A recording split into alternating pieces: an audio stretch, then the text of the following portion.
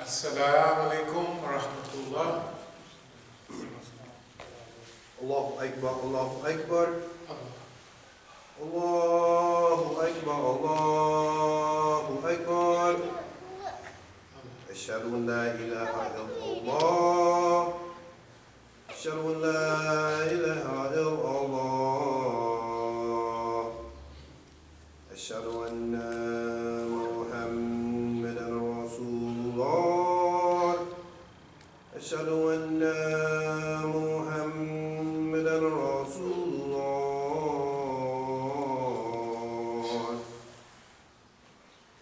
Hayya ala salah.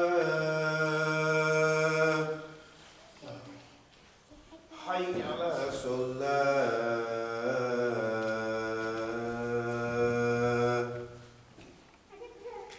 Hayya ala falah. Hayya ala falah.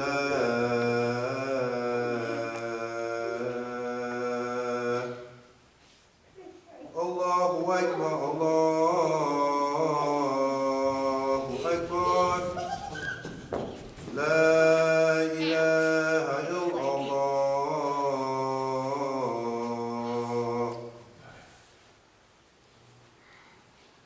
Bismillah ar-Rahman ar-Rahim. Alhamdulillah. Alhamdulillah. Ahmaduhu wa asta'inuhu wa astadihi wa astaghfiruhu wa umminu bihi jalla wa ala wa la akfuruhu wa ashhadu an la ilaha illallah wa ashhadu anna Muhammadan abduhu wa rasuluhu. As-salahu bil huda wa din al-haq liyudhhiruhu ala ad-din kullihi walau kariha al-mushrikun. All praise belongs to Allah. We praise Him.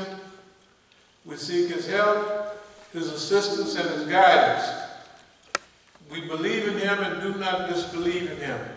I bear witness that there is no God but Allah, and Muhammad sallallahu alaihi wasallam is His servant and messenger. Allah sent Him, that is Muhammad, with Deen al-Haq, the religion, the way, the methodology of truth. And this way of life, known as Islam, will rise to its proper position in this world, whether the mushriks like it or not.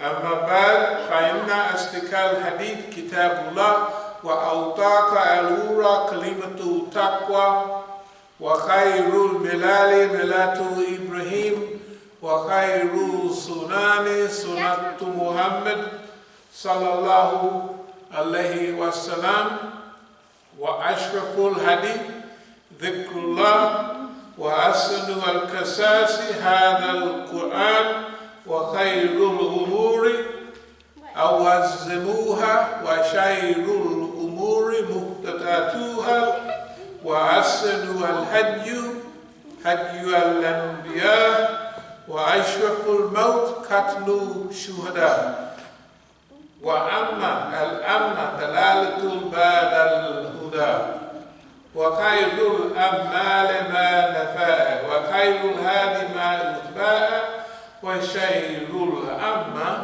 أما الكلب.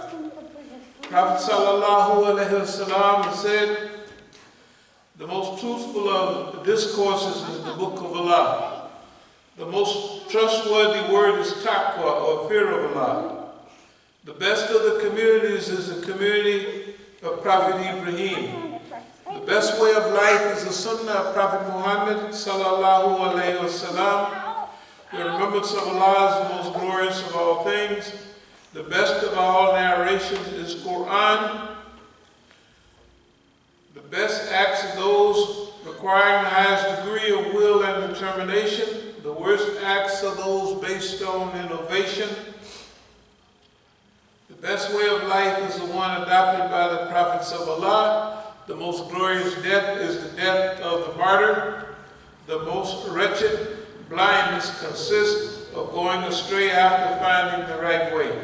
The best acts are the ones that yield benefits. The best guidance is that which people may be able to follow. The worst blindness is the blindness of the heart. Bismillah ar-Rahman ar-Rahim. Inna Allah yahmuru bil-adli wal-ihsani وإيتاء ذي القربى وينهى عن الفحشاء والمنكر والبغي يعظكم لعلكم تذكرون. Allah commands justice, doing of good, and liberality to kith and kin.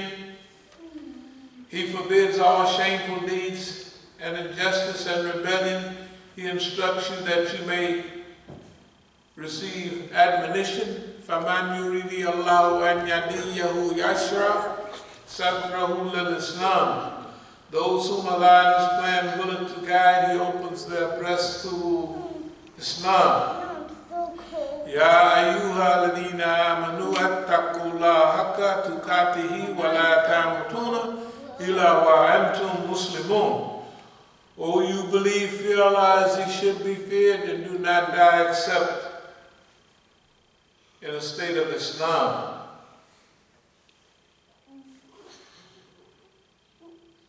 وَاعْتَصِمُوا بِحَبْلِ اللَّهِ جَمِيعًا وَلَا تَفَرَّقُوا. And hold fast all together by the rope which Allah stretches out for you, and be not divided amongst yourselves. كُنْتُمْ خَيْرَ أُمَّةٍ أُخْرِجَتْ لِلنَّاسِ تَأْمُرُونَ بِالْمَعْرُوفِ وَتَنْهَوْنَ عَنِ الْمُنكَرِ وَتُؤْمِنُونَ بِاللَّهِ. You're the best peoples ever raised for mankind, enjoining what is right, forbidding what is wrong, and believing in Allah subhanahu wa ta'ala. وَقُولُ قَوْلِي هَذَا وَاسْتَغْفِرُ اللَّهَ لِي وَلَكُمْ.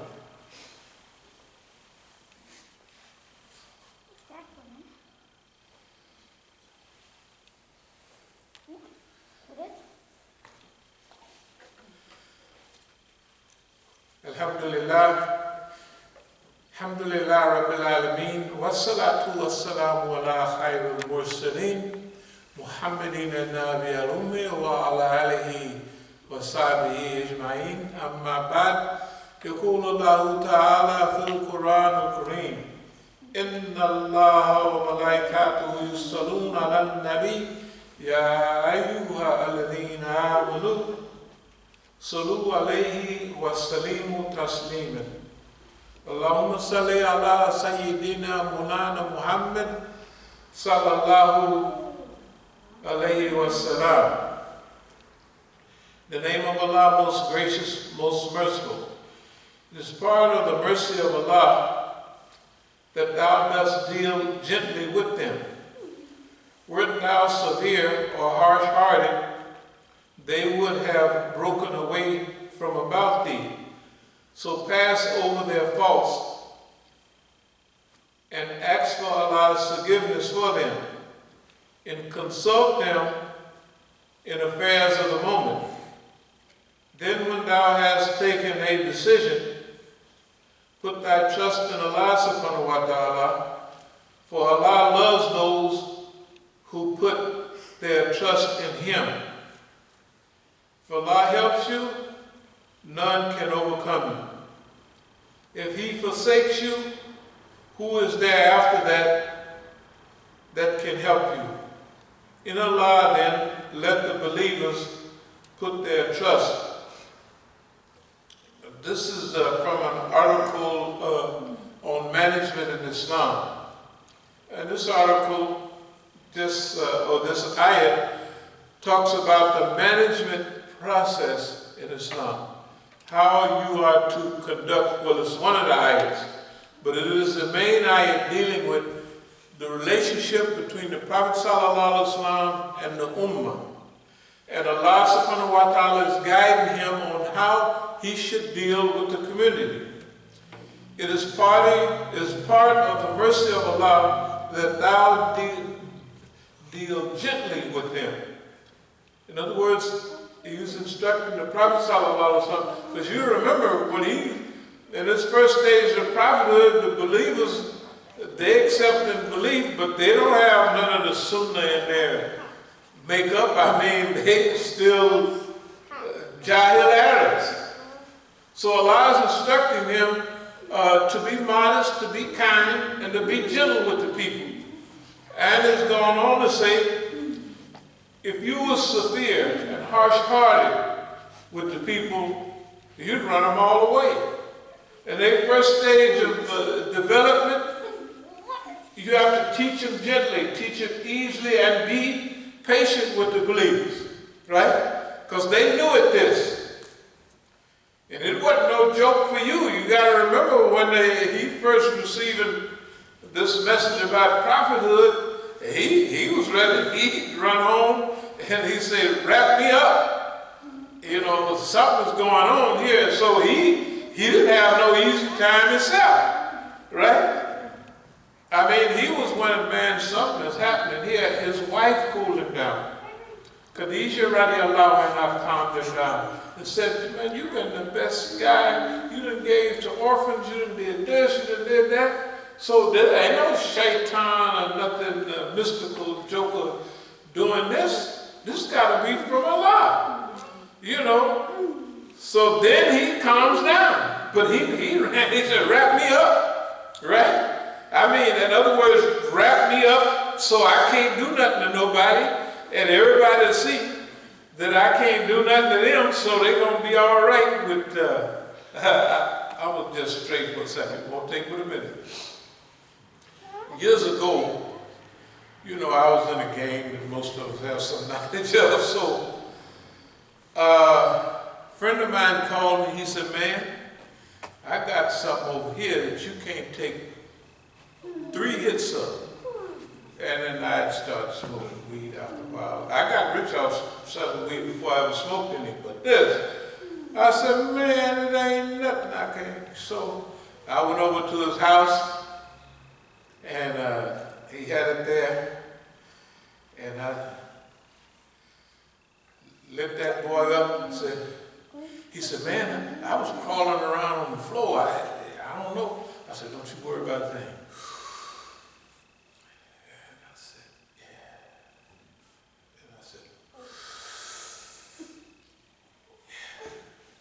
Then I said,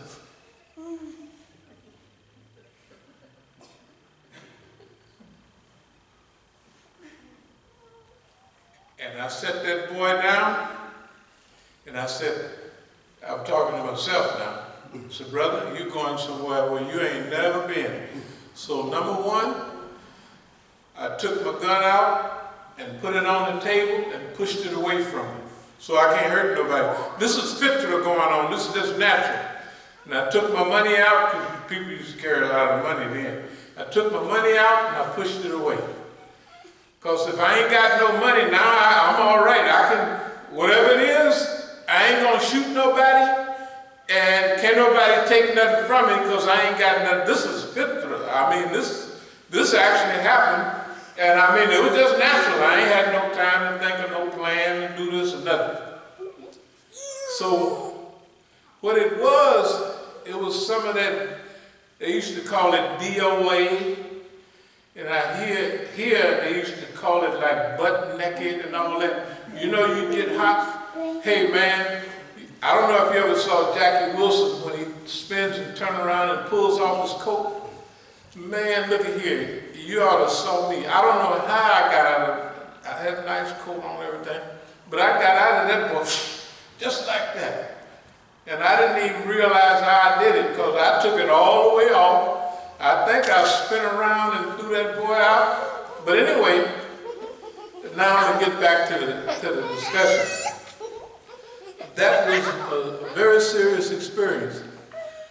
But I found even in Jahiliyyah, I was dealing with the nature of things. So here it is. It's part of thy mercy that thou dost deal gently with the people. Wert thou severe and harsh-hearted, they would have broken away from thee. So pass over their faults and ask forgiveness for the people. Now we've been doing this a long time now. Without these guidelines, without these instructions, we'd have either wrapped it up, went home, blew up the masjid and all the niggas in it, or done something, you know, by then, without this instruction. This is the instruction on how you carry yourself. And you'll see as we go along. Because we didn't evolve to another stage. We didn't evolve to a stage that if we wouldn't have followed these instructions, we wouldn't have been able to evolve to where we are now. And it's a controversial position. So, put thy trust in Allah. For Allah loves those who put their trust in Him. And then Allah is saying, pass over their color, they're Negroes, they Arabs. Just pass over, they've been in Jahiliyyah all these decades, for them, centuries. Man, they've been crazy for all of that time, right? So don't expect for them to get this overnight guidance and be ready to roll. Pass over their faults. Make dua for them, right? Be kind-hearted to them. Because if you treated them like a regular manager, I'm the leader here, I'm the manager, and didn't I just ask you to do that? Yes, sir. Well, it ain't done. Take that nigga out. Finish him off. That's what they do with mafia and all that stuff. You can't come in like, man, I lost that thing. Like when I used to sell dope, niggas would come in, man, and there's a lie that they told most of the time depended on what they was using. So if they was using crank, speed or something like that, man, they come up to the door, their mouth is white, or you ever see their mouth be white on the inside, their pants pulled up, they talking, they cranked up, they moving.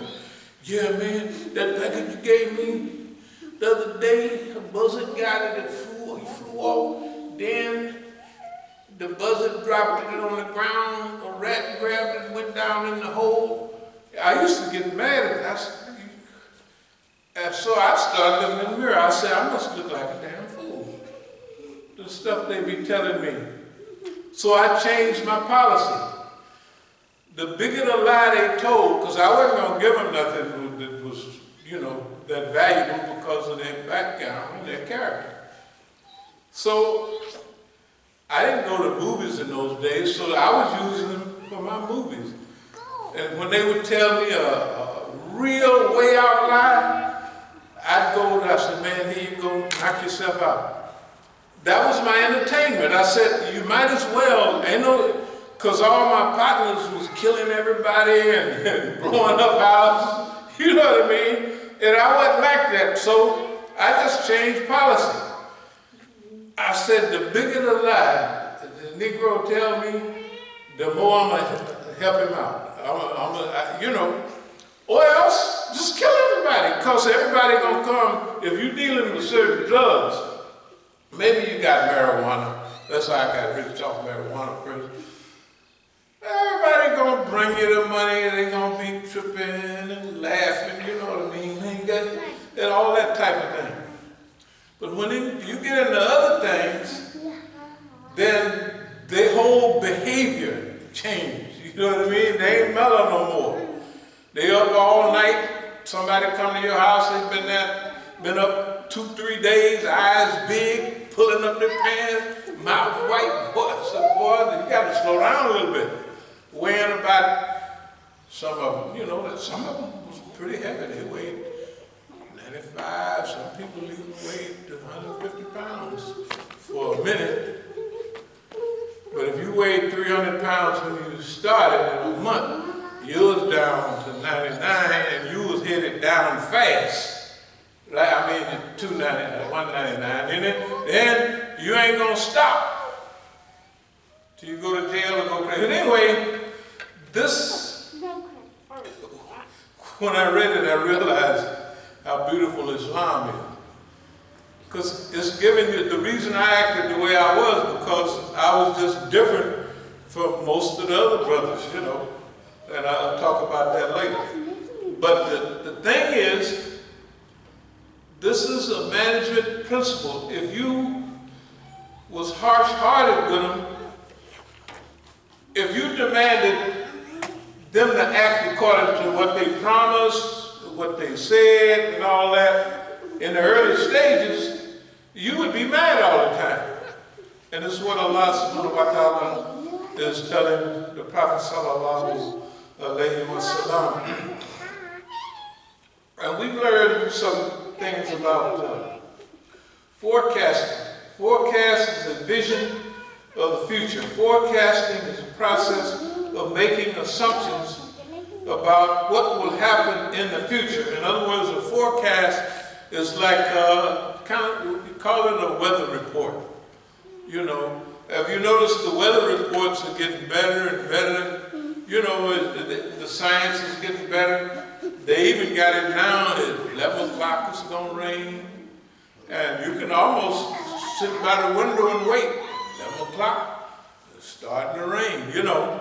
And they got the little bitty, all the little, you know. They have improved in forecasting temperature there because they got more satellites. They got all these high-tech stuff.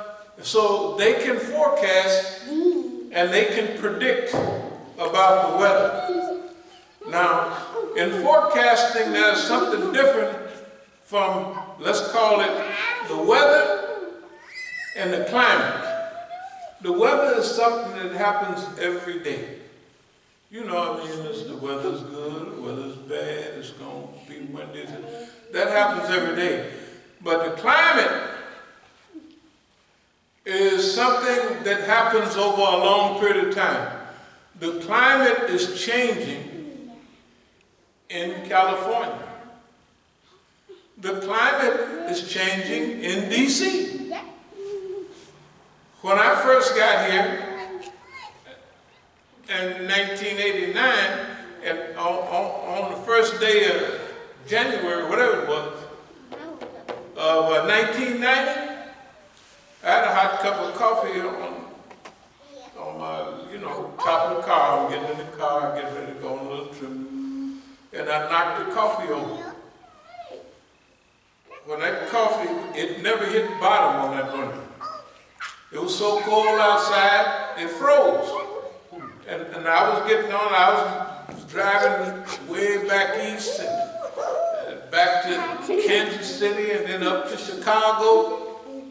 And when I got there, it was 18 below zero in whatever it was, soon as Indiana.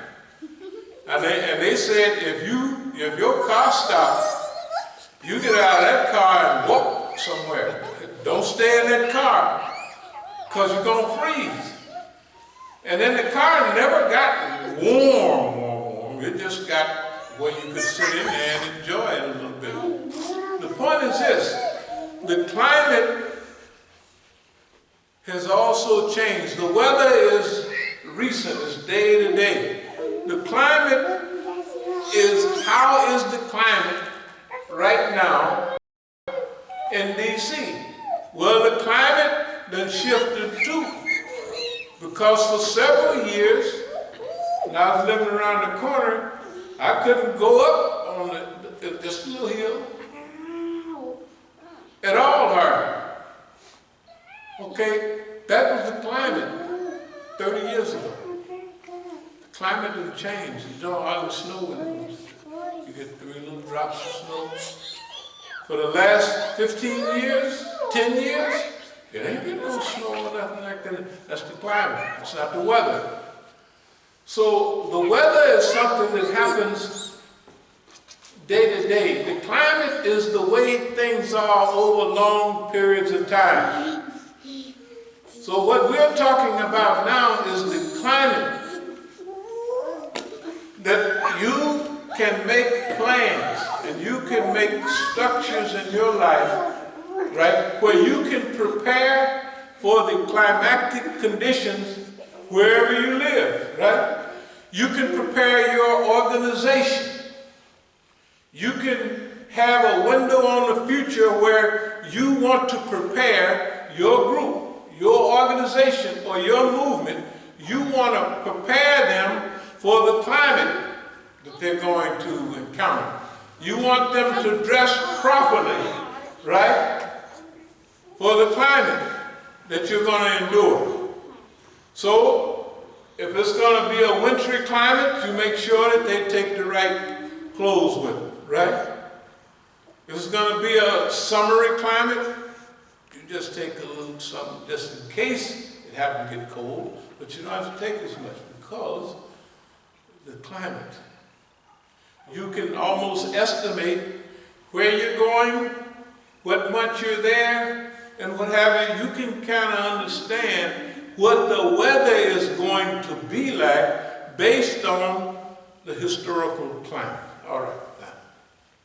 So when you make goals and you do forecasting, a goal can be defined as a worthy destination or a target. Objectives are small goals within the framework of larger goals. In other words,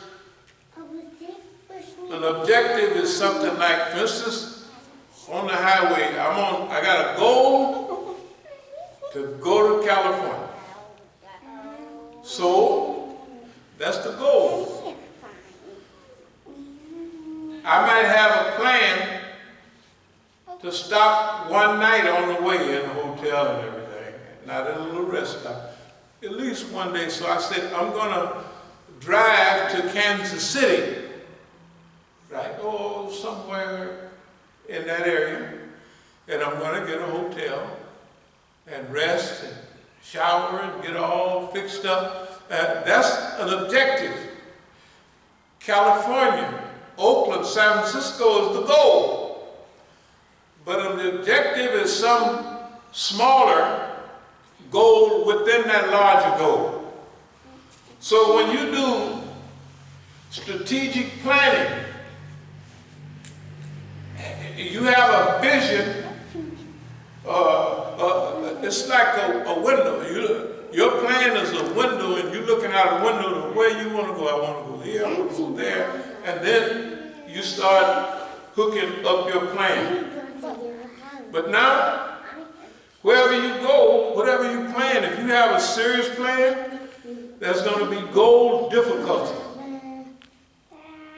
Goal difficulty. Basically, how much is it going to cost me to get there?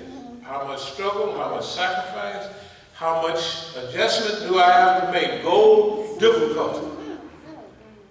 Right? There will be some difficulty in this matter.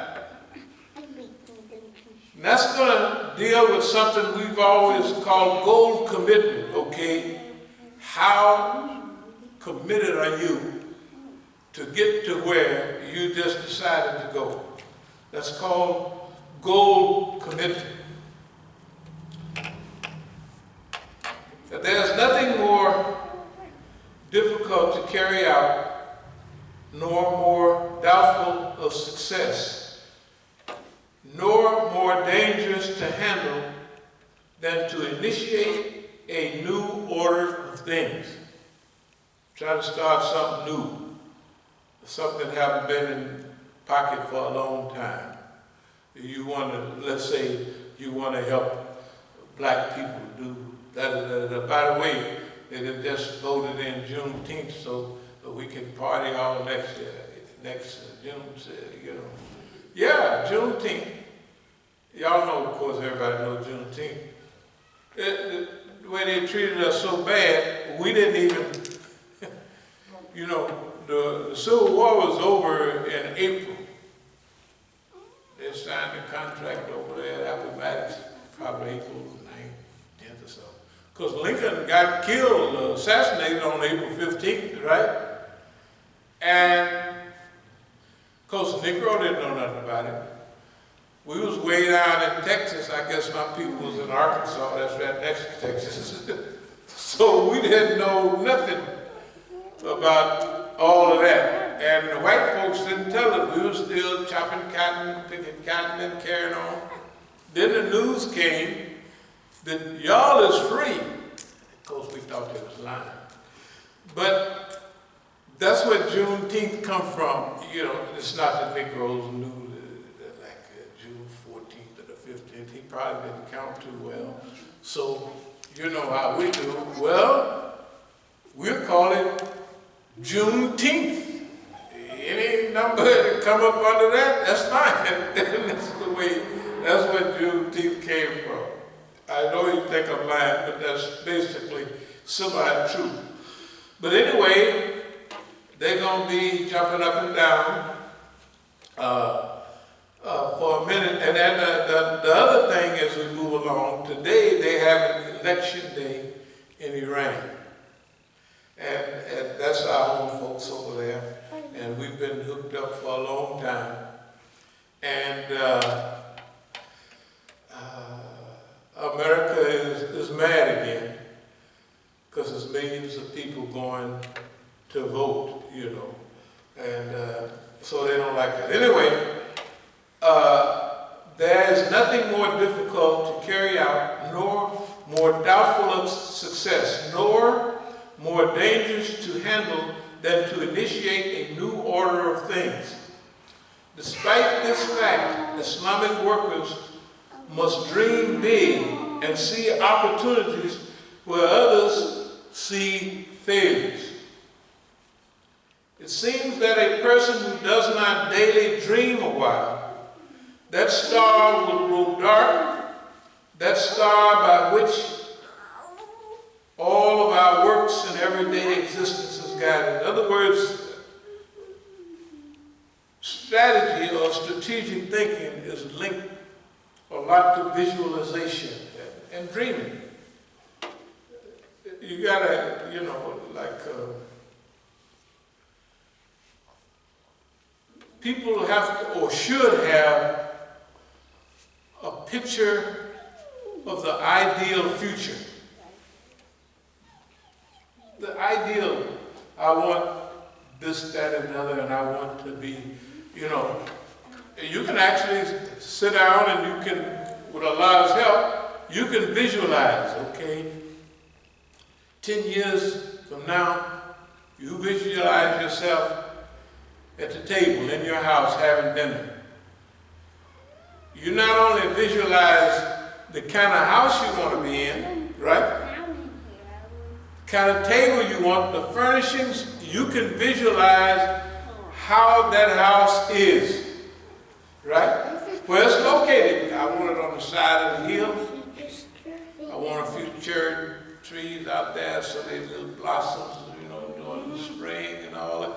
You can visualize that. And then you can visualize who's at the table. 1 kid, 2 kids, 3 kids, right? Now, it's not going to always come out just like you want, because life can throw you some blows. But Allah has given us the ability to visualize and to see kind of a future that we want to be involved in. And it can go dealing in religion too. Because remember, there's a group of people, some gonna get their book in their left hand, isn't that right? Based on their visualization of the time, their life on earth, and what they did. Some gonna get their book in their right hand, because what they saw, what they seen, what they aspired to, and what they did with what Allah gave them. They're gonna get their book in their right hand, right? Okay, now remember, we're living through this life and you and I have some ability. And a lot of times we may not use it to the extent that it was meant to be used. We've always used the terminology, write your own book. You know what I mean? Write your own future. Right? You're going to get it back anyway. That's what do you think you're going to get? And if you live in a certain situations, why not leave your fingerprints on the pages of history? Why not leave your fingerprints on the pages of history? Because history is happening. You're going to be involved in history because you're alive. And there are things happening. Why not select where you want to be, right? Why not? Allah gave you that ability. Why not select?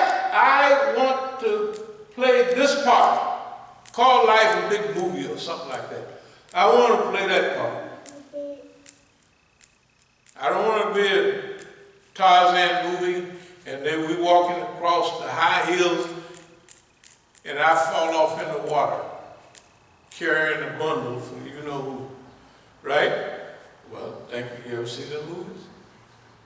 And a Negro fall in the water and get ate up by alligator every time, right?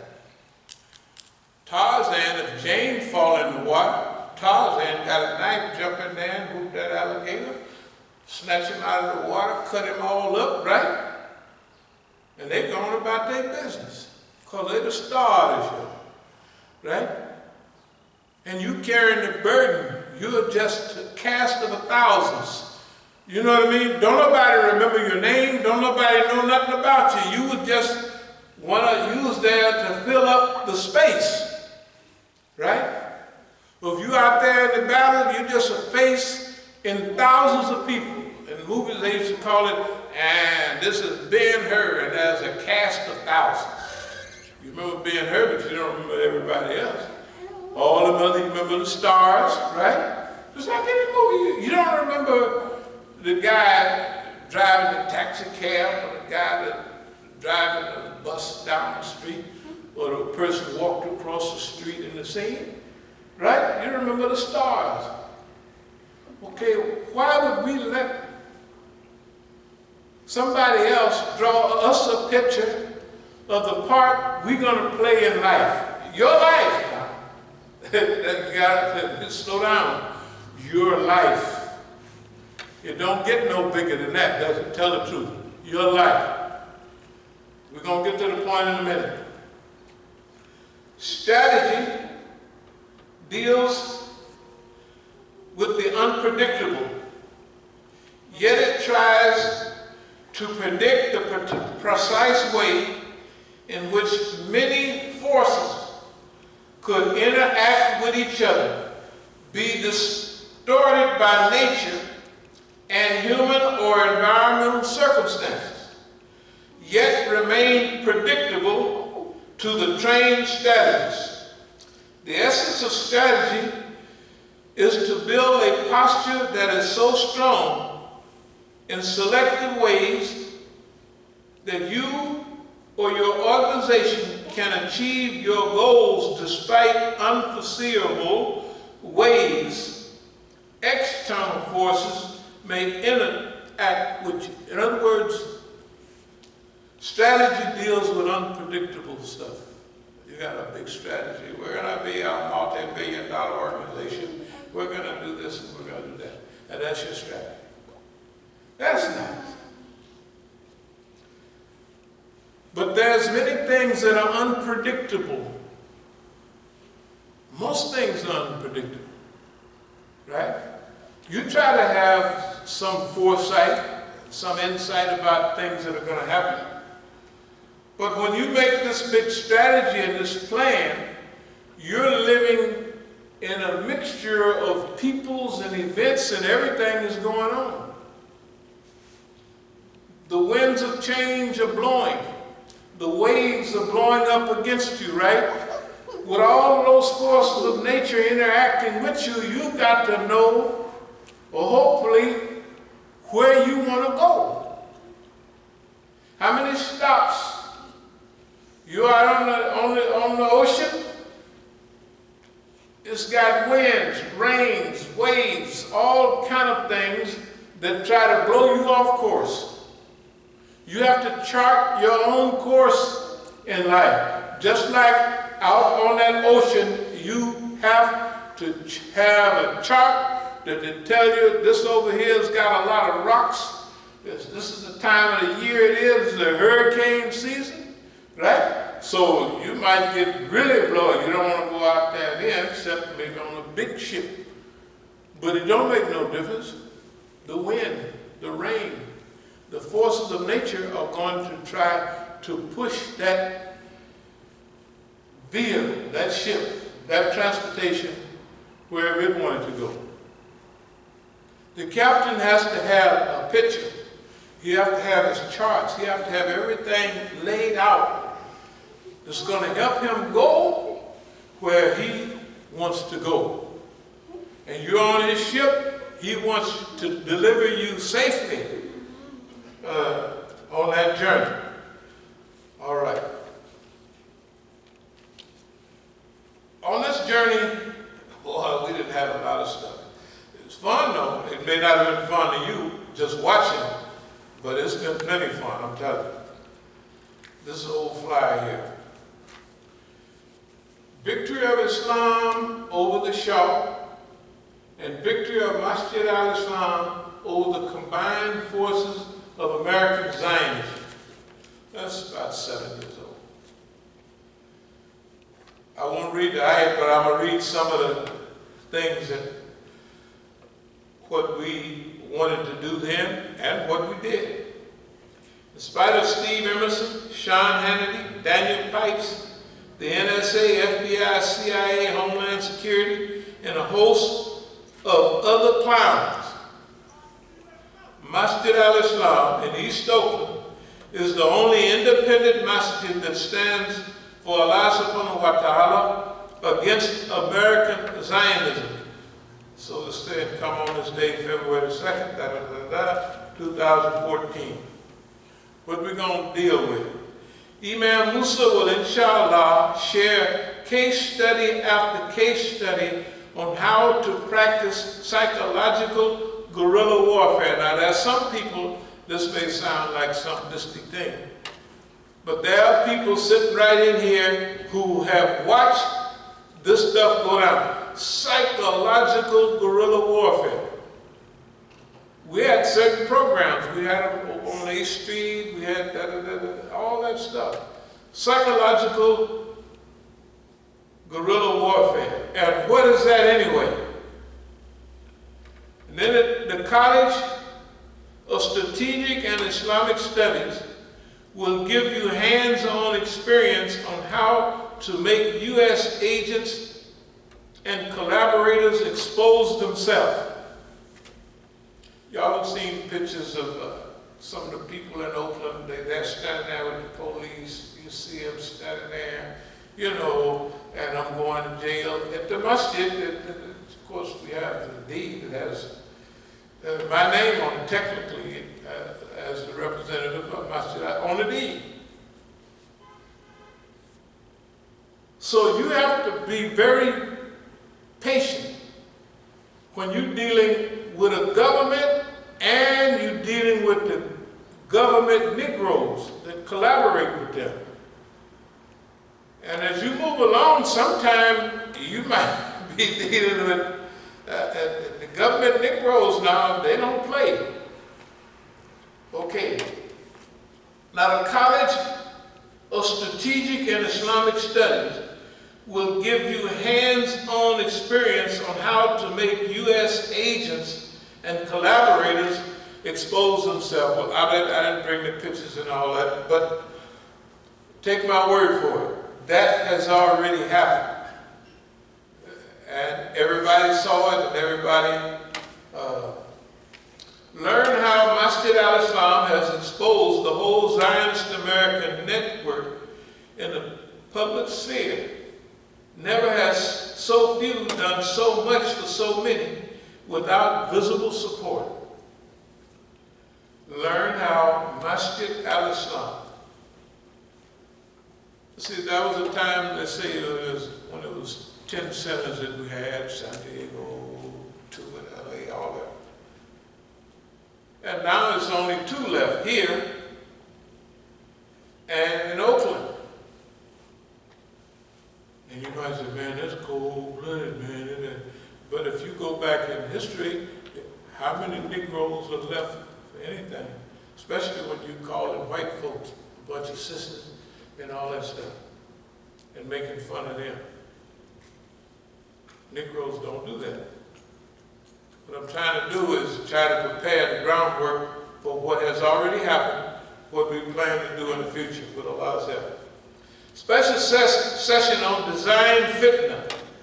What is it and how does it work? Design fitna. Fitna scares everybody else to death. But if you know how this thing goes and you've been in it for decades, you say, why should I Let them design my fitna. Why don't I design my own fitna?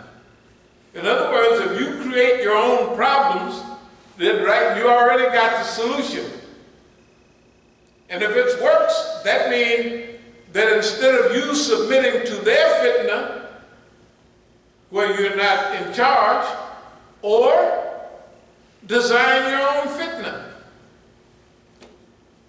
Nobody, I haven't seen anybody think like that, because a lot of our people they're afraid of boss man. They technically are, I don't care what they say. Our people are still. They give him more credit than he got. They ain't doing nothing, and boss man is technically going crazy right in front of us. But ain't nobody moved. And none of the famous Negroes said a thing, right? Everything is like it's gonna come out like boss man said, we're not, no. We don't want to put up with boss man anymore. Okay. A special session on design fitna and how it works. Design fitna. Just imagine. You got to be a kind of a happy-go-lucky person. That everything they throw at you, you're going to turn it around. Hey, you're going to cause fitna. You want me to be sad, and you want our organization to be always suspicious and looking around. No! We're going to design the fitna. Right? If you design the house and build it and everything in there, you know where it's at. If he built it, you playing in his house, right? So you design your fitna, it is possible. Just nobody tries it. You know why? They don't think like that. Our people don't think like that. How to pump the FBI. They're scared of the FBI. Most people. Most of them. Especially they doing something wrong, man. I won't pay to catch up with me. They put me in the penitentiary for 100 years. Of course they will. But in another way, they're just a bunch of punks. And you got to treat them like that to bring the punk out of them. Yes, you can. Yeah. You can bring the punk out of the FBI. And it ain't talk. But just talking is half of our win. We can, if you just talk about boss man like that, he's so self-proud, boy, he be so mad, I get that nigga, I do this and I do that, I turn him, won't turn him loose. But actually, you're setting him up. So if you fight with somebody, you want to make them upset, isn't that right? So they're not thinking straight. They'll make all kind of mistakes, right? This is a fight. If you're here in America, you're in a fight. Whether you like it or not. Either he gonna come pick on you, he gonna come try to kill you, he gonna make you work for him, work on his plantation like DC is. His plantation looks like one. It even functions like one, right? Plantation DC. All right.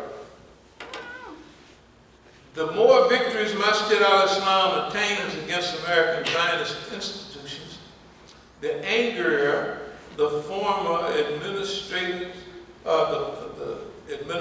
become. Why? Okay, then number 6, pro-Zionist Negroes attack Imam Musa. I'm not going to go into that, but everybody's seen the picture.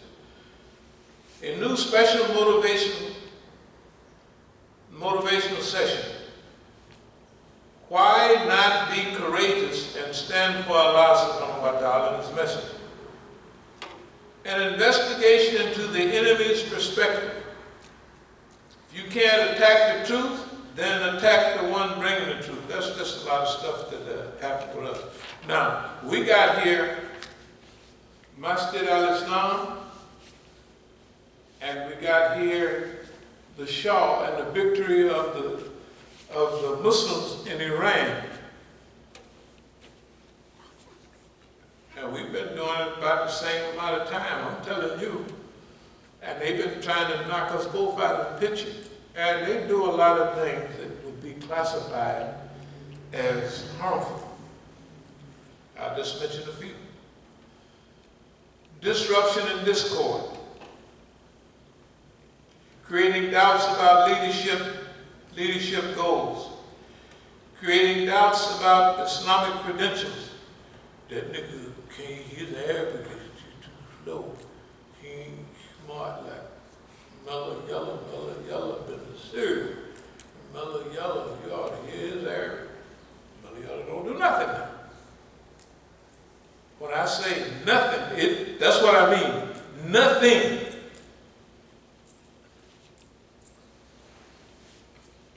But it sounds good.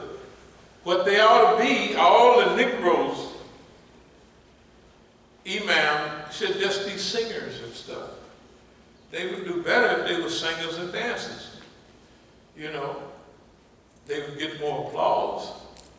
I don't know, they'd be jumping up and down, but the Negroes, boy, they'd be entertaining. They don't get no respect.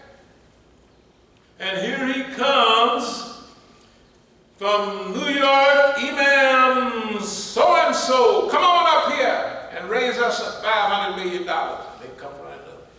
Yeah, here I am, the Imam the Great. And they start, right? And he raised them people, or they raised them people. $1 million. $5 million. Yeah. Now, I don't believe they get 5% of what they raise. I don't believe that. Because 5% of $1 million start, add up. Okay. Harmonizing ill and honor. The ultimate aim and purpose of life is to gain Allah subhanahu wa ta'ala's pleasure, the life to come. In order to achieve this lofty goal, we must first find, know, and understand the Sirat al-Mustaqim, that is the straight path.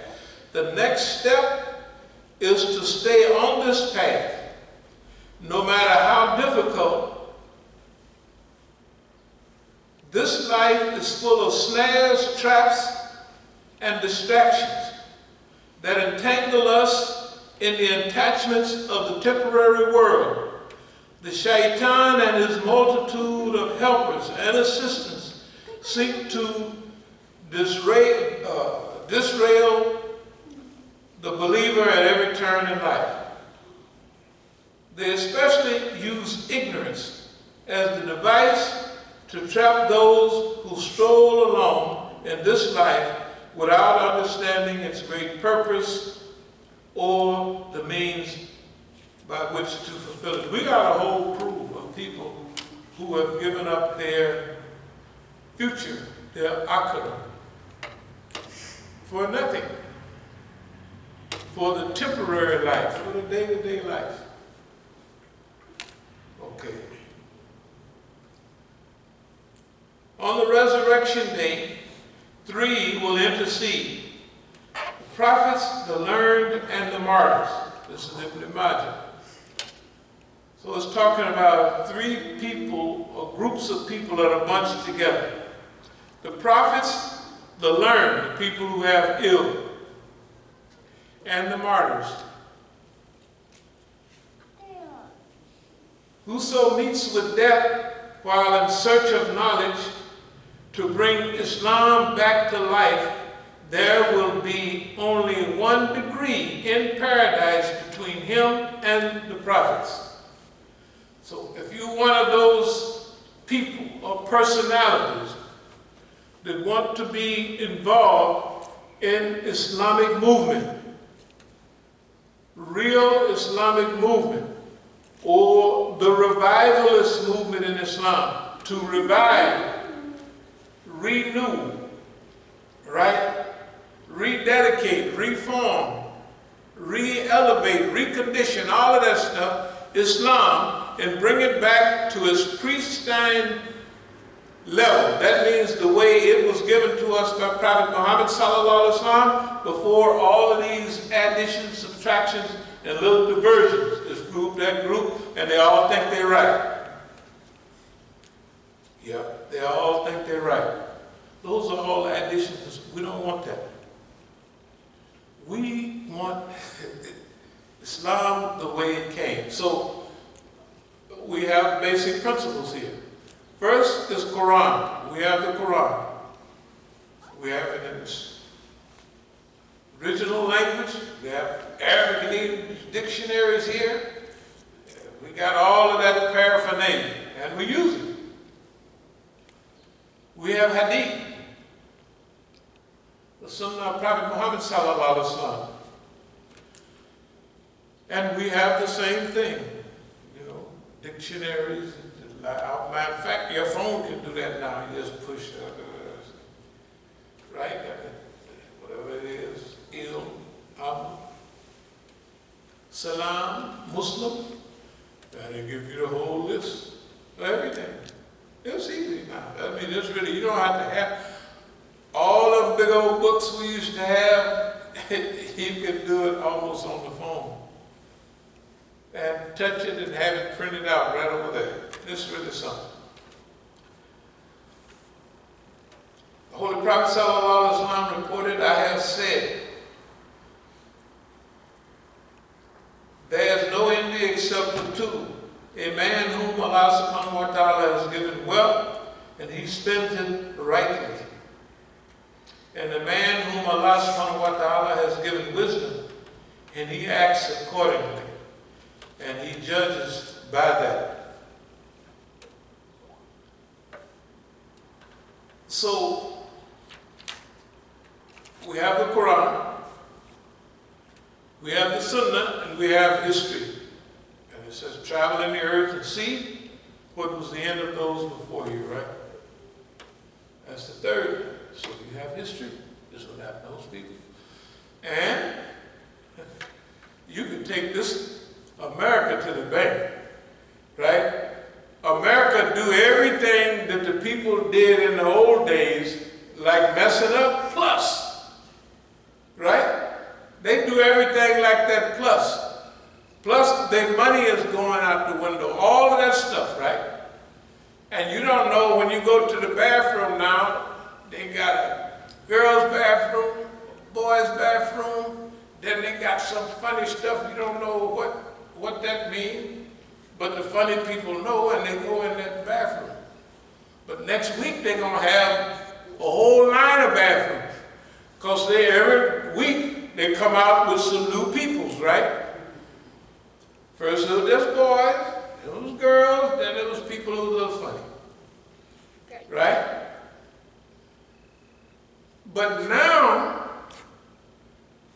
you don't know, you have to be a musician to just remember all the different kinds of folks that got GBHTRs, BJHTLs, GBH26s, 5s. I said, boy, look at here. Right? That's what they got. And they can call you old-fashioned what, but they actually got that stuff. And everybody is cruising along like, oh, that's the way society goes. It must have been meant like that. Okay, fine. Knock yourself out. I ain't going with you. If you want to go, go ahead. I ain't going. I remember when it was in the old days, it was boys, it was girls, and then there was a little funny folks here and there, a few. It ain't like that no more. So I'm just staying at home. You know, anyway, but we have Hidayah. So we have Quran, we have Sunnah, we have history, that's what the Quran says, right? And then we have our own basis for what we derive from that. Now we're going to derive all of our behavior from the Quran. If we can get it directly, that's what we can do. Hadith, directly, we can. History, go in and look what they did, the Romans did, the Greeks, look what everybody did, the British. And then you're going to have an idea of where are you at on the scale, right? Where's America on the scale? with the Romans, with the British,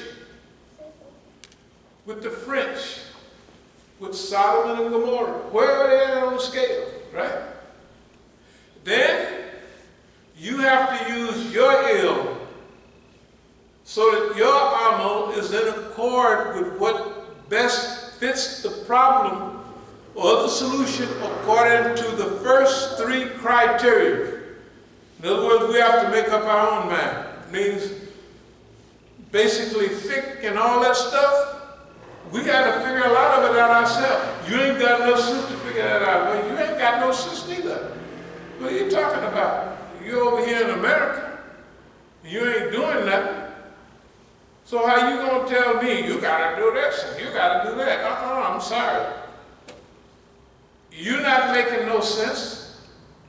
You got boss man down the street busting you upside your head every day, and you ain't even saying nothing about it. And talking about you gonna guide me in Islam. I'm sorry, that ain't gonna work. Buddy. Okay. Just a few more. If anyone travels on the road in search of knowledge, Allah will cause him to travel on the one of the roads to paradise. The angel will lower their wings in their great pleasure with one who seeks knowledge. The inhabitants of the heavens and the earth, or even the fish in the deep waters, will ask forgiveness for the learned man. Verily, this is another hadith, that's Abu Dawud. The next is Tirmidhi. Verily, Allah subhanahu wa ta'ala, his angels, and the dwellers of the heavens and the earth, and even the ant and the hole and the fish, send blessing upon the preachers of good to the people. Preaching good to the people. You ever see some of the stuff on TV? They have a big turtle, he got a straw in his nose, and they have to pull the straw out. You can't put it out yourself. Or one of the animals may get something, fishy-fied animals may get something around his neck, and it's all right for a while.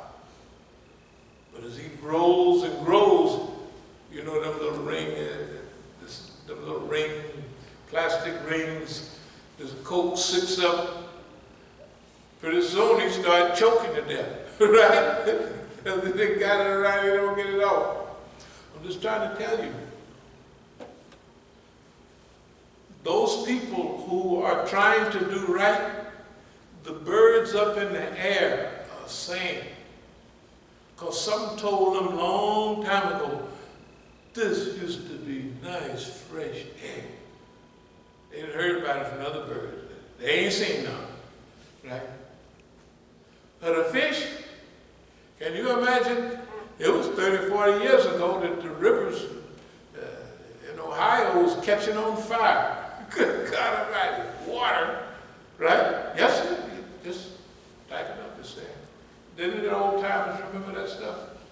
When the river's catching on fire. Water catching on fire. Now, if that ain't no sign to get you started somewhere, right?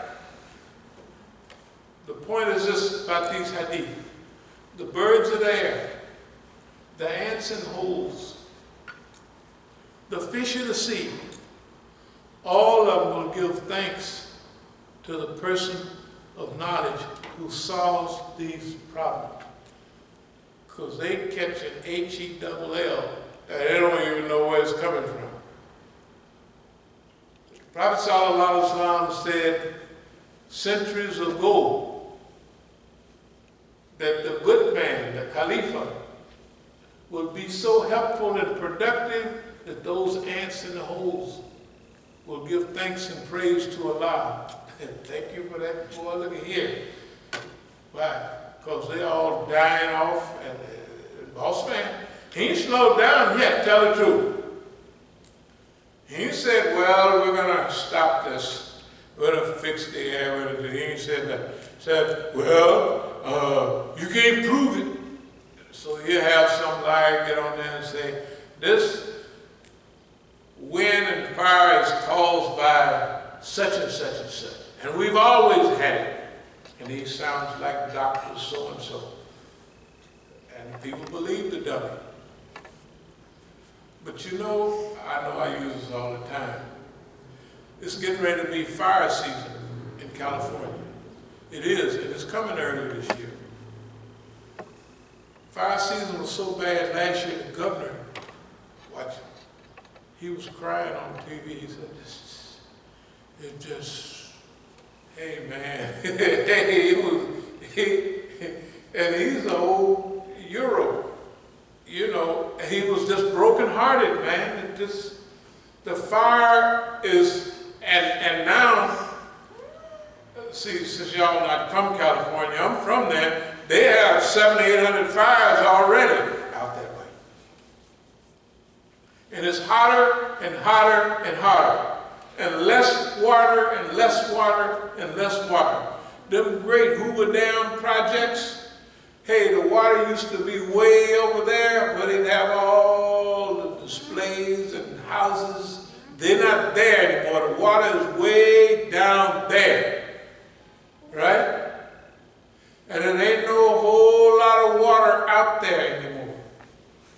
In another few weeks, they're going to have these new fires.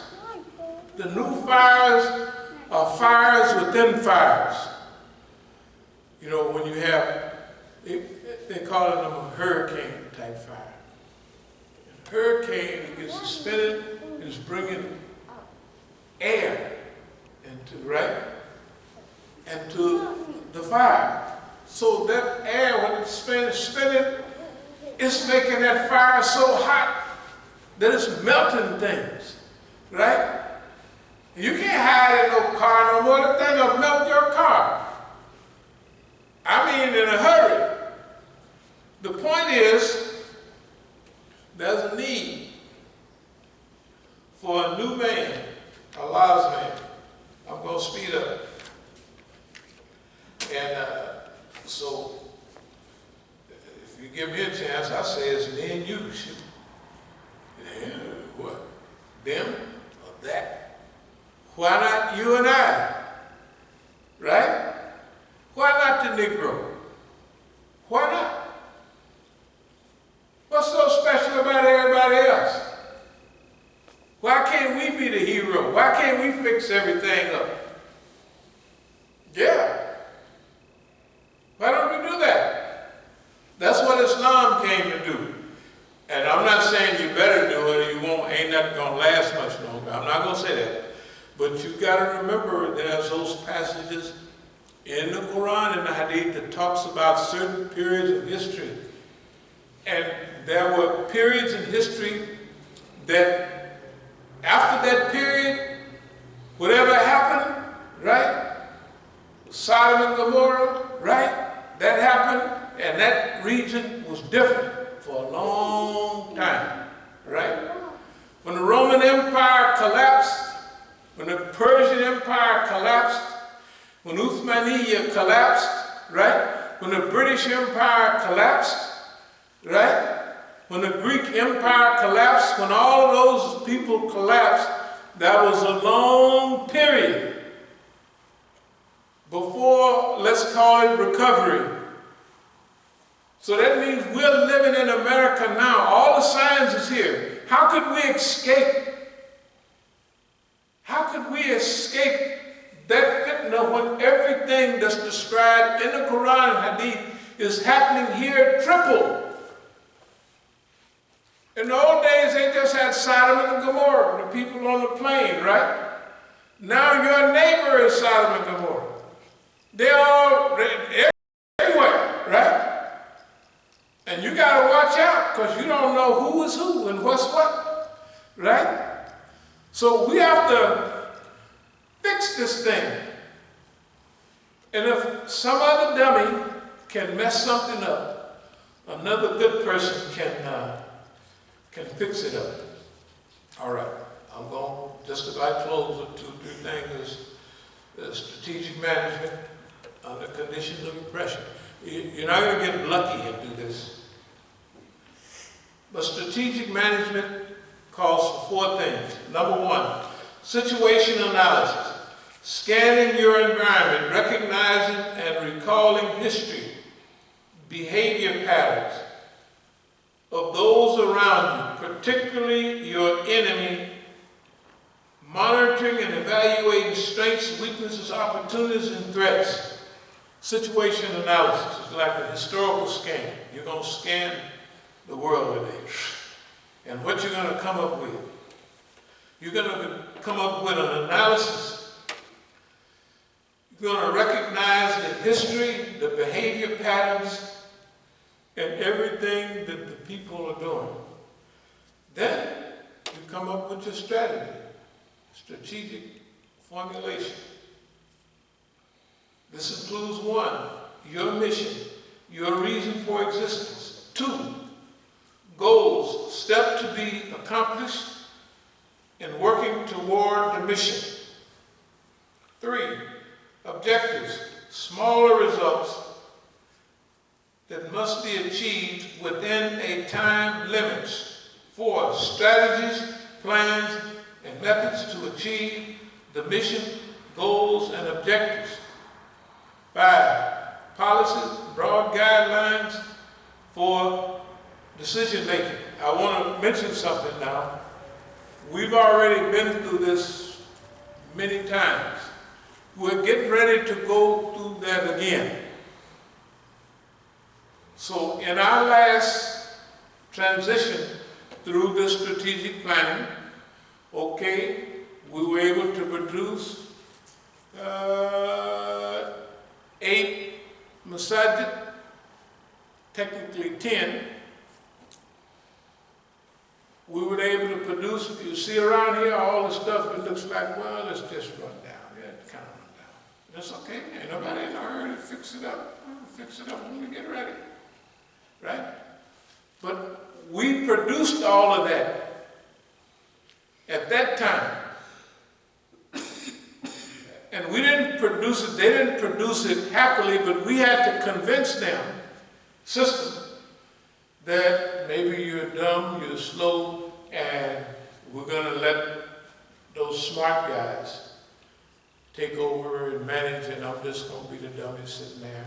And so they was thinking that, they was acting on that, so we had to let them.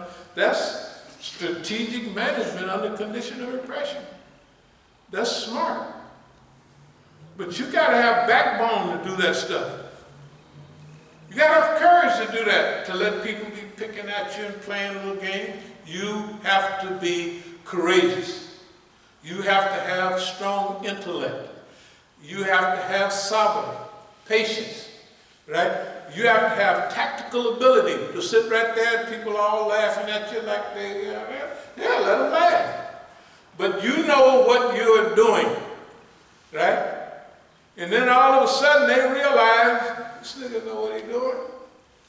And all of a sudden, so your goal was to develop 100 centers some years ago. But you could get to 10. And you could get to 10. And you could actually hustle up a little bit of property. Like around here, it's 8 pieces, but it's more than what other people have. Because we had serious goals from the very beginning. And we had a plan. And we knew what they thought about us. Right? Know yourself, know your enemy. 1,000 battles, what? 1,000 victories. Lao Tzu, probably 2,000-3,000 years ago, right? So that's what we did. We've already done that. And don't worry, well, y'all ain't got this, and don't you worry about that. We're going to sue California. We're going to mess around here. We're going to do all of that. And ain't nothing they can do about it. They've already done the things, right? They've already done them. So we ain't got to worry about that part of life. We're going to take care of that. When we go back to California, when we're here, we're going to do those things with Allah's help. We're going to do those things because we arranged it in the first place and made him think that he's doing it. Okay, you got to be a little deep to do that. You can't be no sweetie pie and, you know. It's not arrogant, but you can't be, your mind got to be in pocket when you mess with boss man. Boss man will kill you in a hot minute. He ain't care nothing about you. But you got to make him care. Yeah. You have to insinuate. You got to study, where is he at? Remember, we always said there's 10 or 15% FBI that really believe in that Constitution and that rag and stuff, right? Haven't we always said that? So that means in each agency, in each group, there are some people that actually believe the Declaration of Independence. They believe the Constitution. And they gave their dedication to it. They said, we swear we're going to uphold this Constitution of the state of Maryland, the Constitution of the United States, Constitution, right? That's what they have to swear to become a police or whatever they become. Isn't that right? To uphold that Constitution. Okay, now, strategy implementation. This includes programs, activities needed to accomplish the overall plan, budgets, meetings, the costs related to these programs. 3, procedures, sequences of steps needed to do the job. We're at another level now. We're not the same. We look at all the stuff that you read about and hear about. That stuff was another time. And we're going to bring it on up. But now I want to talk to you about the time we're living in right now. What type of strategy, because here's what it says, before I get into that. Evaluation and control, monitoring performance and taking corrective action.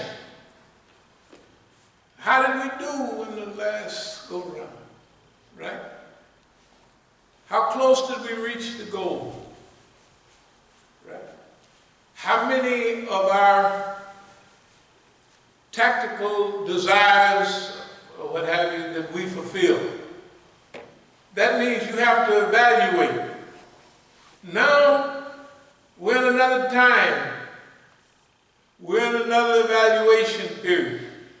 Now we have to evaluate. What is good? What is good? What is semi-possible for the time in which we live right now? And I'm kind of jumping on this because some Negro called me and said, "Dude, you just selling out, man." I said, "Selling out?" I said, "Nigga, what have you done in the last, I don't know when? Sitting up there with a cheese sandwich in your mouth, talking about the police coming and doing anything they want with us. What are you talking about?" I didn't call them no names or nothing because you can't do that.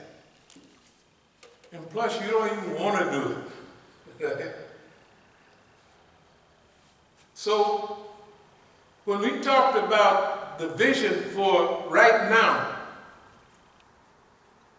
we had to add in to that where the people are now. The time factor, only Allah knows the time, but how much time do you have to complete or to institute anything that you're doing?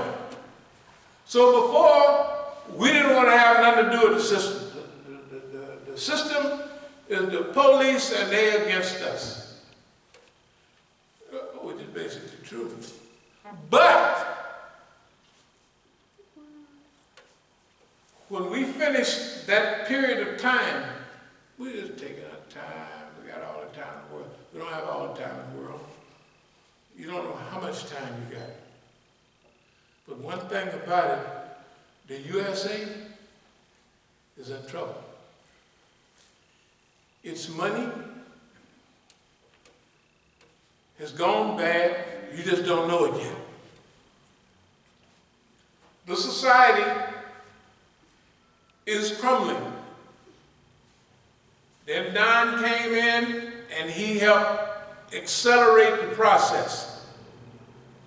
It's like Humpty Dumpty.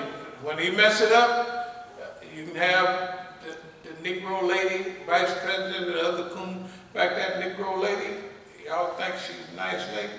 That girl came out of California. She was Attorney General. He said, all the Negroes that don't bring their school, let their children bring them to school, and high school especially, we're going to put them in jail. The parents of the kid. Can you make a 16-year-old Negro do anything? Tell the truth. That girl that y'all like, she was Attorney General in California. It's on all the record. I don't know why ain't nobody saying nothing about it. We're going to put all the niggas in the penitentiary, the women that got kids. Should put daddies too, but I mean, they didn't send them like them. If their kids don't go to school or something. Nah, y'all wrong. Didn't get nice brothers. What can you do about your boy 16 years old? Can't tell him nothing. Nowadays, they done got a little bigger. They ain't no shape, but, you know, you can't make them do nothing. Nothing. Tell the truth. 15, 16, 17. You can't make them do nothing. Nigga, you gotta go to school. F you, Dad. What you talking about? Right? Tell the truth. That's the lingo. I mean, anyway, I got daughters. I don't hear that, but I just might as well. All right, let me get on. So our plan for right now, and I'm going to close with it in a minute, is saturate the system. Saturate the system. Not a scheme. You should saturate the system. You know, it says that when it comes time to change, that those things, or those animals, dinosaurs, whatever they are, if they can't adapt to their environment,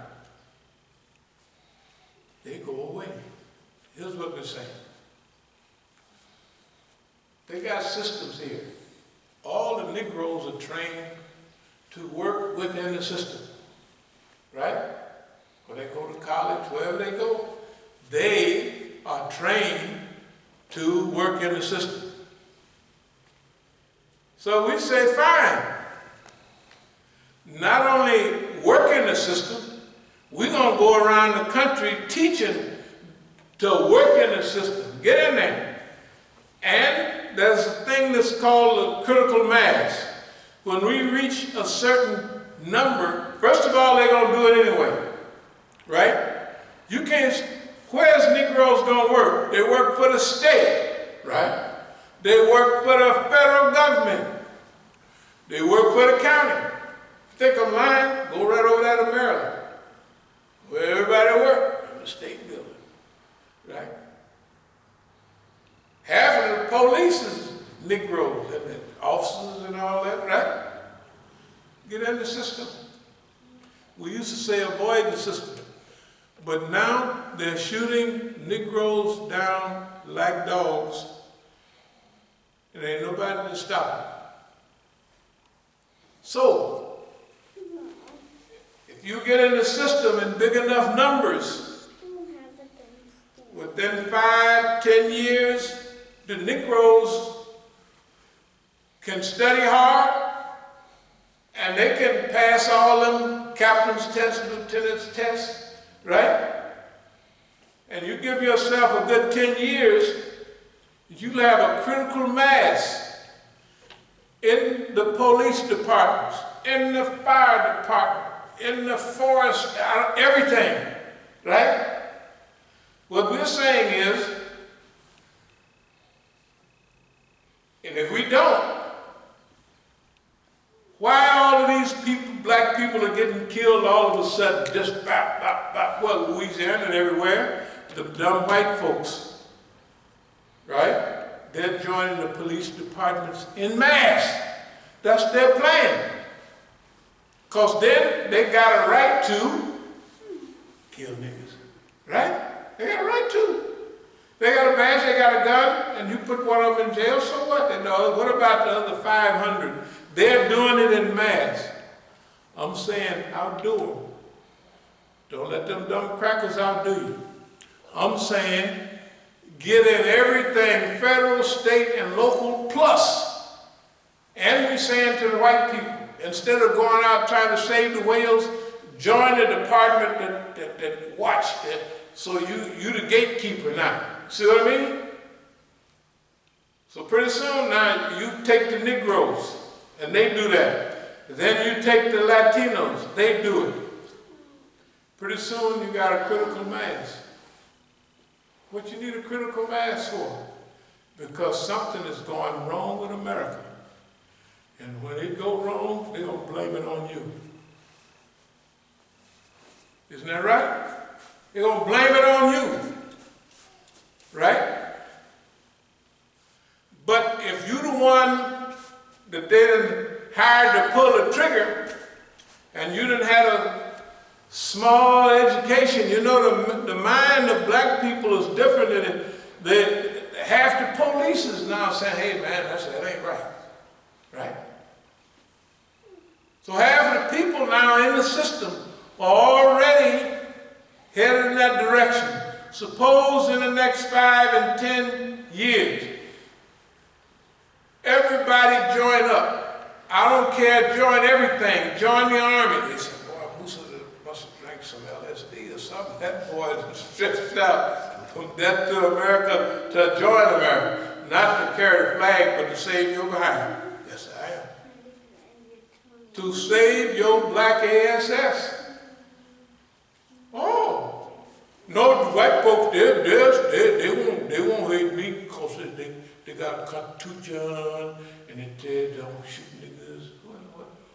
I know, maybe the crackers they got now can't read. And it said don't shoot niggas, they think it says shoot niggas. That's why they're doing it, right? Because they can't read, they think, oh, there's a nigga, shoot him, bam. Why did they develop police departments anyway? Tell the truth.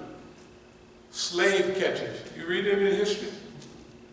The history of policing in America.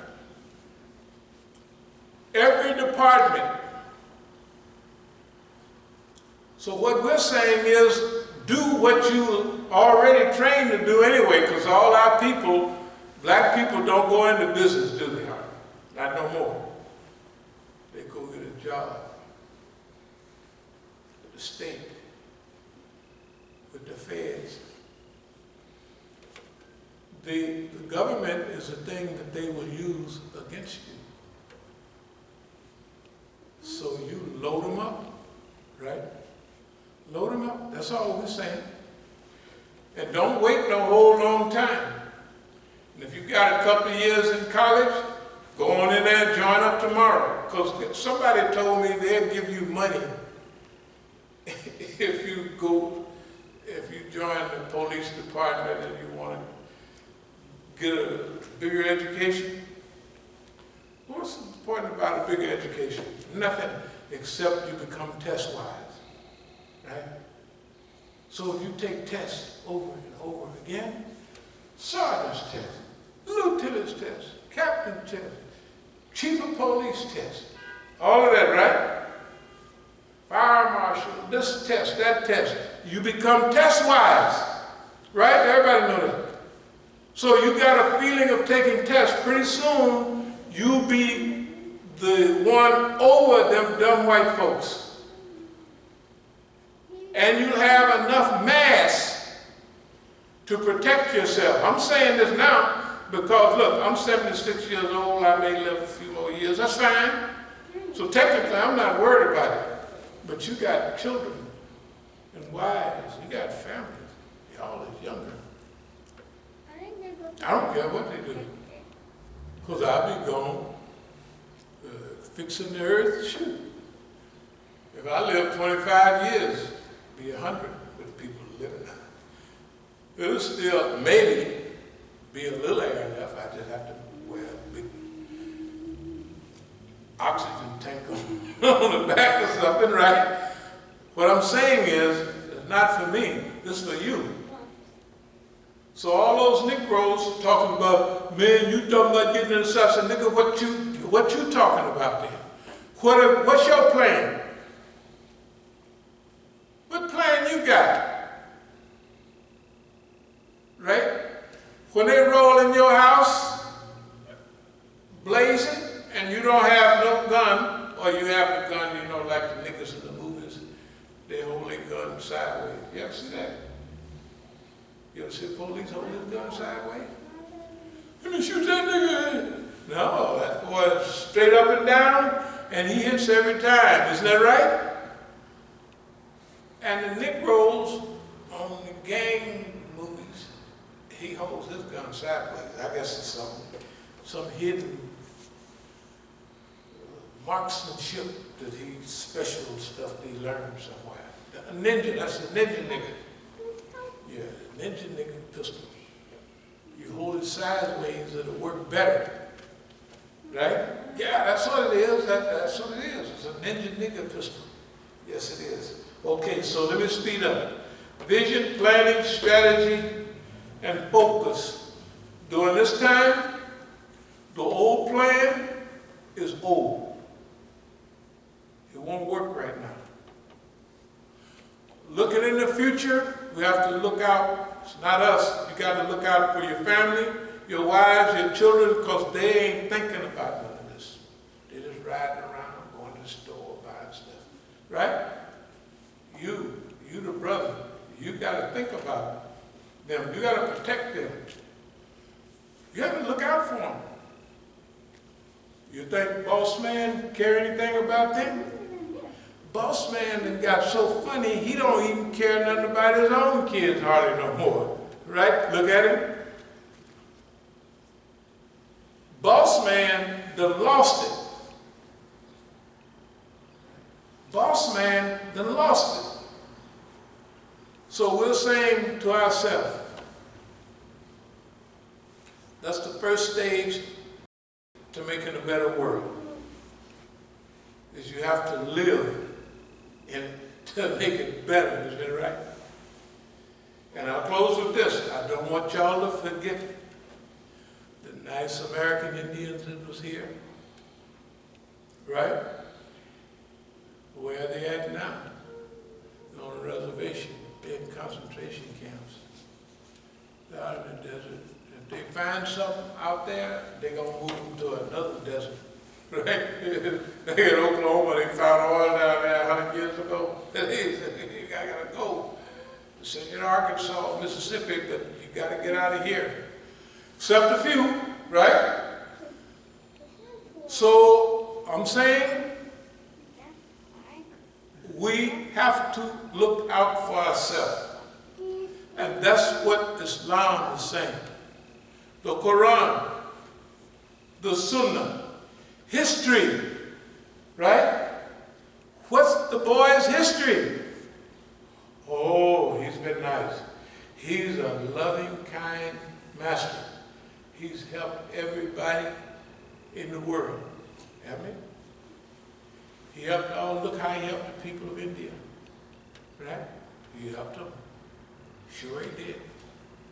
Look at the people of China. He helped them, right? Well, they don't think they helped. You know, they think, right? They were murdered just like everybody else with boss man Ben. Isn't that right? So again, we close with this. Let's protect ourselves. Don't pay no attention to no big mouth Negro talking out the side of his mouth with no plan, no strategy, no nothing. Tell him, nigga, get out of my way. What you want to do? Well, I'm going to read a book on love your enemy. I said, good for you. We read it. And put it in practice.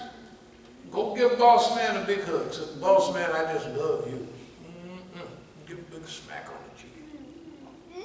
Yeah. See what he do to you. Right? Join up. FBI, CIA, if they let you in. Everybody, right? Learn how to protect, and this ain't no scheme like we're going to join all these operations that we're going to take them over. Remember, and I'm going to close with this. You've been in the biggest programs. They got, what do the FBI, the CIA, what's all of the CIA? Farsi, Dari, Arabic, Afghan, everything, anything you can name, all of them languages right on the table, right? They said, we want you to come down here, right? And that's your original language. And we want you to help us keep an eye on your people. Isn't that right? Every program you go to, I don't care whether it's ISNA, ICNA, they got a whole table trying to recruit us for them. Why don't we recruit ourselves for ourselves?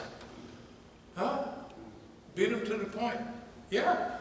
And I will close on this. Mathematically, we've tried for 500 years, not really that. We've been trying a long time to systematically wake our people up and go through that process. That's why we had an idea we have 100 miles. We got 10, we did pretty good. But as soon as Boss Man knew we wasn't playing, he closed them all down. All the Negroes have all packed up and left. That means all of them was that's right, the police. That ain't gonna work. We done tried that 2 or 3 times already. With Negro tricks, Negroid tricks mixed in. Okay. So join up for real. Join up for real. That's the only way that you can protect yourself. Because sooner or later, the panic will be here. The money panic. You think they can give money away? You think they got money in Fort Knox? Anybody raise your hand. You think they got some money there, a gold, probably 3 or 4 coins. What's gonna happen when everybody starts running around like a chicken with the head cut off? Do you want to be a victim of that, right? Which you would be, or you want to be in the pocket. If we got critical mass, if we got 25% Negroes, and another 25% Latinos, and a few mixture of our people, you know, the Muslims. Hey, you have to think that way. You have to plan that way. Because ain't nothing else going on in America but that. America is headed down. People start getting panicked. And they'll blame everything on you. It's the niggas' fault. Tell the truth. You don't think they like? It's the niggas' fault. Immigration, it's the Mexicans and Latinos, it's their fault. Right? They won't stay down there. Just because we taking all their money and bringing it up here, right? And they ain't got nothing down there. Right? Nothing. Because they bringing it all up here. One dummy, mayor used to be the mayor of San Antonio, he said, why don't y'all have a Marshall Plan for Latin America? Why don't y'all send money down there and you don't have to bring the people up here. They'll stay down there and give them something to eat, right? Tell the truth. Oh, we'll think about that. That's what that Negro lady was down there trying to pretend to do the other week. Like, we're going to help y'all. They better help them. Because ain't nobody going to sit on a stool and starve to death but a real dummy, right? And they got no sense in that. And I'll close with this. Years ago, the biggest minority used to be Negroes. It 20 years ago, we handed that over to our Latino friends. That's 20 years ago. 2000 census, we was even.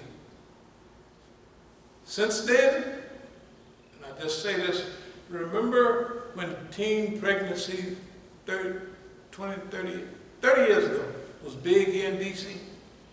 Children having children. Anybody remember that? How many kids you see now in the Negro neighborhood? How many Negro children you see in D.C., Maryland, anywhere else? Right? Now, the Latino population, when they get to them with birth control, they're going to knock them down too. But it's too late. Between Negroes and Latinos and every other people, so goes California, so goes America. America became a white minority over 5 or 6 years ago. California, right? That means white folks is feeling, remember the white folks down in Virginia? Jews will not replace us. Well, they was actually working for Jews, but they give an idea. Jews, we ain't gonna, what white folks are saying, y'all ain't gonna replace us, but they will be replaced, right? Now, when they get to this critical mass number, what do you think they will start doing? How many Negroes got guns? Raise your hand. Maybe 1 or 2. That's right. Good for you. How many white folks got guns? All of them. And I really close with this. I went to a gun show in Baltimore. Not only white folks got the guns, but they was pushing one of them carts with ammunition on it. And you know, bullets is made out of lead. They was struggling. I said, them crackers don't look rich. It had to be $10,000 minimum on that cart. It was hard for them to push. Minimum of bullets. No Negroes there. 1 or 2. The 45. All of them was crackers. I mean, white folks. Right? You got to get in there, learn how to use weapons, and make sure you got a crew of 4 or 5 people, or 10, that know what they're doing. It's for your own salvation. Well, I will seek thy refuge from anxiety and grief. We seek thy refuge from like the strength of nations. We seek thy refuge from cowardice and ignorance. We seek thy refuge from being overpowered by death and the oppression of men. O Allah, suffice us for what is lawful. Keep from us what is prohibited. With thy grace, make us free from want of what is beside us. Ameen. You comment to say.